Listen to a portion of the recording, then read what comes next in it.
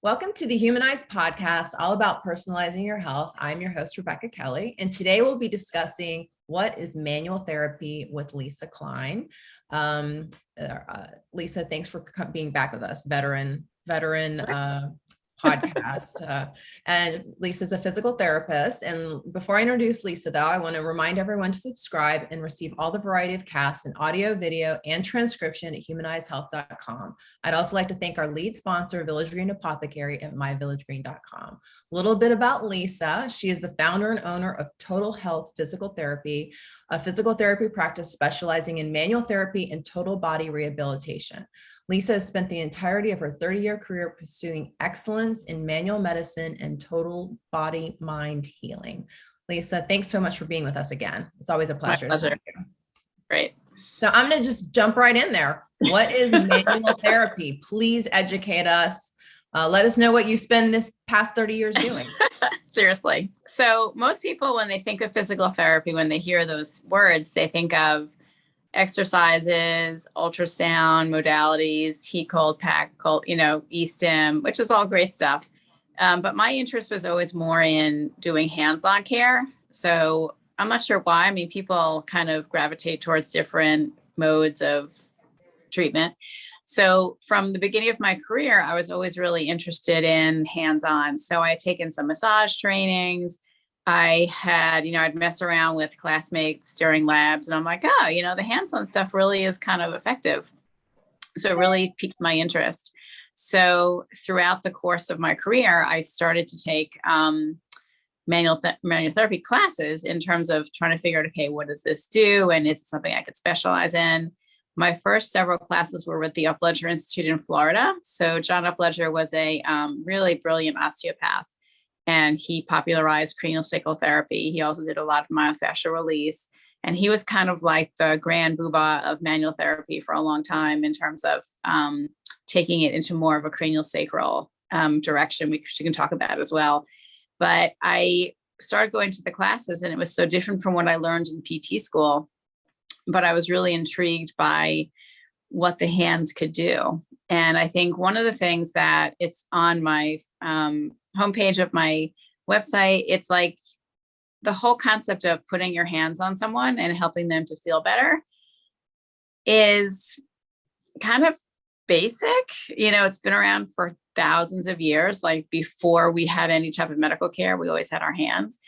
And I feel like in a lot of ways, to go back to some of those ways of healing that actually are really effective is kind of a good idea. I completely agree with you. Yes.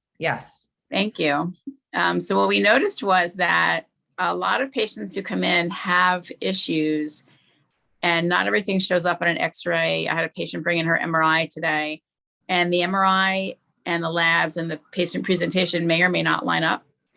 And one thing about that I was learning during all of my trainings was that sometimes the manual diagnostics and assessments are actually more accurate in terms of figuring out what's happening in the body.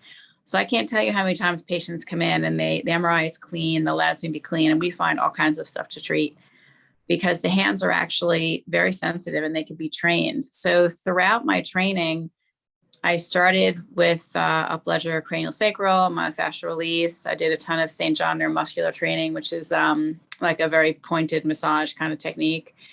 And then I started studying with the lady who became my mentor. And what I'm continually surprised about every day is how much the hands can do and how they can be trained to not only find problems, but also fix problems. And so, yeah, it's kind of an interesting situation there. So I want to go back to this hands healing concept, right? Because yep. I think I had that experience, but differently, not in physical therapy, but I had actually broken a wrist and it was being reduced and I wasn't on any painkillers. They just did a local, which was still painful. And the nurse just came in and held my hand and I went from almost like screaming pain to sudden peace, despite just the touch of her hand was amazing. Right. So, that's, I have patients, I think, who keep seeing me just because we provide hands-on care because everybody's so touch starved. So in this country, we've moved away from a lot of those more primal and kind of intuitive ways of treating patients. We're very pharmaceutical based, which there's a time and a place for, very surgical place. There's a time and a place for, but those are not the only games in town. Yes. And traditional medicine, hundreds of maybe 120, 30 years ago, there were a lot of other modalities around: osteopathic medicine, chiropractic, naturopathic medicine.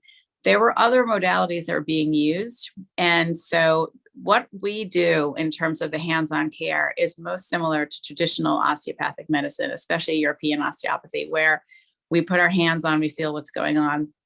And one of the things that is really interesting is that when you train your hands, like everybody's familiar with, how comforting it is to touch hold somebody's hand and just be touched, right? The upstep from that is massage, which is fabulous and feels amazing. I'm totally pro massage. Yeah, totally pro massage. But when the goal is to turn around a child with cerebral palsy or autism or someone who has 2 failed spinal fusions, massage is good, but it may not really get into the tissue in the way that you really need to turn around a neurological paradigm. And that was always my interest. So massage is one of my first trainings in craniosacral, which is great. But the thing that's really interesting is that our bodies are not solid. Our bodies are made of thousands of layers of tissue, all of which is moving, all of which is connected, and all of which is communicating and trying to keep you alive and healthy and well. And what we found over the years is that when you put your hands on and the hands are trained to feel these different layers, you can pick up in the patient's body what's the problem. You can feel all kinds of physical issues. You can feel emotional issues. You can feel all kinds of things that are set in the body. We're going to talk in the next thing more specifics about myofascial release, but the hands can be trained to pick up all manner of things. And it's really interesting. The body in some ways is like a big cocktail party where every cell is doing its own little thing and everybody should be happy and in their own little space and doing their own little metabolism. And it shouldn't be like, I can't do my work because of the liver or the adrenals or because somebody poked me in the eye or something. So what we are trained to feel manually is, okay, who is not okay? Who is unhappy? And also, why are they unhappy? So we have many patients who come in with all kinds of spinal issues, all kinds of hip pain, back pain, knee pain, headaches and stuff. But what we're looking for is where's the root of the problem? And often the root of a chronic, annoying, painful function limit issue may not be something that's going to show up on an MRI or a CAT scan. There's a whole world of tissue disruption that is not bad enough to show up on imaging. So imaging is great, do the imaging, rule out, things that are very severe. But just because you have a clean MRI or CAT scan doesn't mean you have nothing going on. Right. And we see that every day.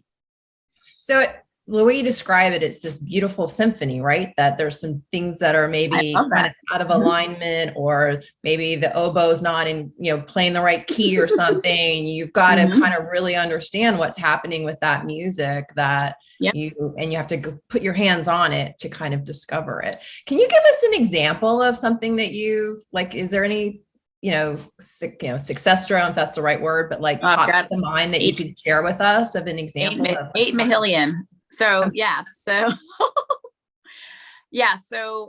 one is we had a patient who came in recently who had years of foot pain, just all kinds of issues in her feet, both feet, she'd had some surgery, but still foot pain. And in my experience, often chronic foot pain is actually coming from the spine, because the nerves that come out of the spine that go down to the feet are very long, which sounds like a kind of a silly thing to say, but there are many opportunities for those nerves to get clipped. And we call that a crush. So you can have single crushes, double crushes, that the actual symptom that you feel is not going to be at the area of the problem. So again, how we're trained through, I've had thousands of hours of training and practice, is to put our hands on and say, okay, what's the problem? So you put our hands on the feet. Are you good? What's happening here? Is there inflammation? Is there scar tissue? What is in the feet? And then we work our way up, like what's going on in the knees and in the hips and in the pelvis and in the spine and in the head. So with this patient, the problems actually were further up the chain, more like in her head and neck. And we've been treating that. And it took 6 visits and her foot pain is like gone. That's amazing. What a Yes. wonderful thing for her to have you help solve, right? Because I'm sure that, I mean, your feet are so important to you, where you're walking, you're moving, you're living your life. And if it's hard to move your feet around, wow. Yep. That's a lovely story.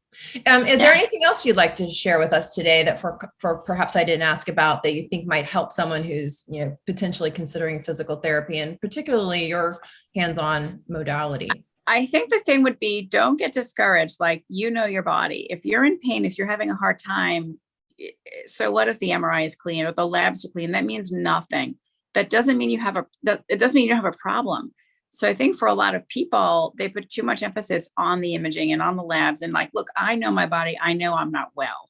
So if that's how you feel, get to a practitioner who has some different ways of assessing what's happening. Acupuncture can do great diagnostics, not, maybe it's physiology.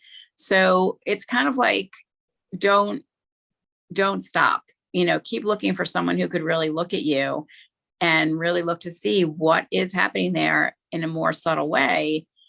You don't have a tumor, you don't have terrible things happening, but that doesn't mean you don't have problems. So, and we do the manual diagnostics because we find them to be pretty accurate, which is awesome. So, yeah. Wow. Thanks, Lisa. That's very valuable information. Lisa Klein can be found at Total Health PT DC. I'm going to spell that for you. TOTALHEALTHPTDC.com. And also let me remind you to subscribe and get access to all Humanized videos, podcasts, and transcriptions from all of our thought leaders on personalized health at humanizedhealth.com. Thanks so much for being with us, Lisa. It's always a pleasure. It's my pleasure. Thank you.